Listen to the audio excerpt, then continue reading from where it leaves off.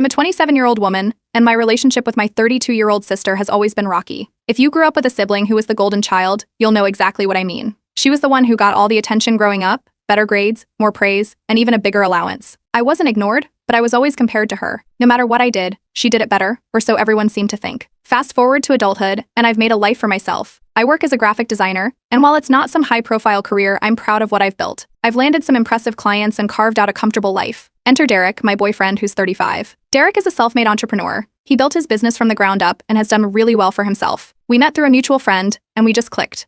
He's smart, funny, and yes, financially stable. That last part is important because it's what triggered everything that followed. The moment my sister found out about Derek, things shifted. At first, she seemed genuinely happy for me. She'd ask questions about him, how we met, what he does, what he's like. But it didn't take long before her comments started to change. They went from, "Oh, he sounds great," to, "Wow, you really lucked out with him, huh?" She'd say it with a laugh, but there was always something in her tone that felt off. I brushed it aside at first, not wanting to start drama.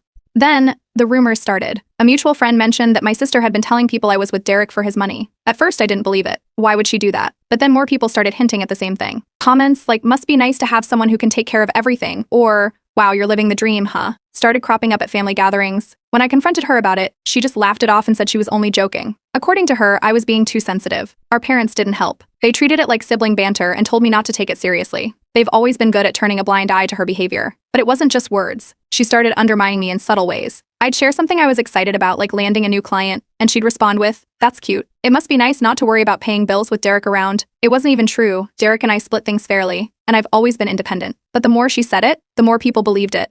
It escalated to social media. My sister started posting vague, passive-aggressive comments like, "Some people will do anything for a free ride," or "Funny how some people act like they earned what they were given." She never mentioned my name, but the timing and context made it obvious. Friends started messaging me, asking what was going on. It was humiliating. The tipping point came at a family dinner. Derek joined us, and my sister made a comment about how I was living every gold digger's dream. She said it loud enough for everyone to hear, with a big smile on her face like it was just a joke.